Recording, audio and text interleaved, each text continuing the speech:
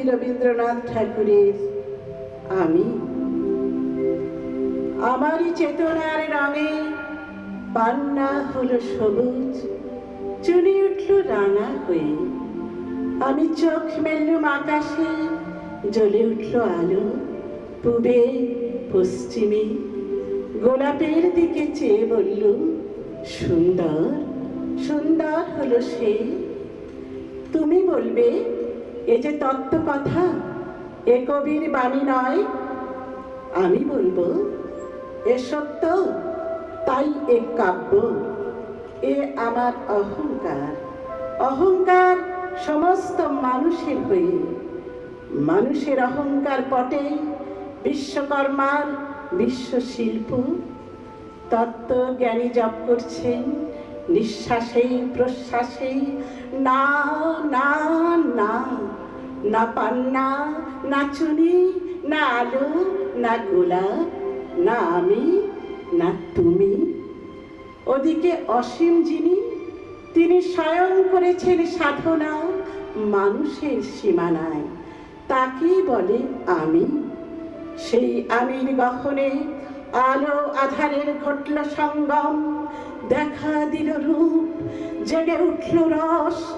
না কখন ফুটে উঠে হলো হ্যাঁ, মায়ার মন্ত্রে, রেখায় রঙে, সুখে দুঃখে। একে বলো না তত্ত্ব, আমার মন হয়েছে পুলকিত। বিশ্ব আমির রচনার আসরে হাতে নিয়ে তুলি, পাত্রে নিয়ে রং। পণ্ডিত বলছেন বুড়ো চন্দ্রটা নিষ্ঠুর, চতুর হাসি তার। মৃত্যুদূতের মতো গুড়ে মেরে আসছে সে পৃথিবীর পাঁজরের কাছে। একদিন দেবে চরম টান তার সাগরে পর্বতে। মর্তলোকে মহাকালের নূতন খাতায় পাতা জুড়ে নামবে একটা শূন্য। গিলে ফেলবে দিন রাতের জমা খরচ। মানুষের কীর্তি হারাবে অমরতার ভান। তার ইতিহাসে লেপে দেবে অনন্ত রাত্রির কালি। মানুষের যাবার দিনের চোখ বিশ্ব থেকে মুখিয়ে নেবে রং।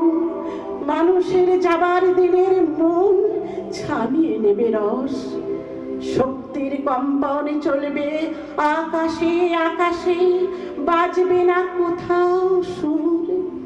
বিনাহীন সভায় যন্ত্রীর আঙুল নাচবে, বাজবে না সুর।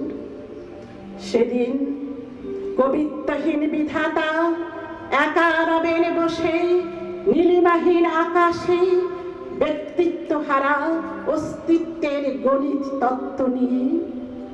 তখন বিরাট বিশ্বভুবনে দূরে দূরান্তে অনন্ত অসংখ্য লোকে লোকান্তরে এ বাণী ধ্বনিত হবে না কোনোখানেই, তুমি সুন্দর, আমি ভালোবাসি। বিধাতা কি আবার বসবেন সাধনা করতে? প্রলয় সন্ধ্যায় যুগ যুগান্তর ধরে বলবে কথা কও, কথা কও। বলবে তুমি সুন্দর, আমি ভালোবাসি। নমস্কার।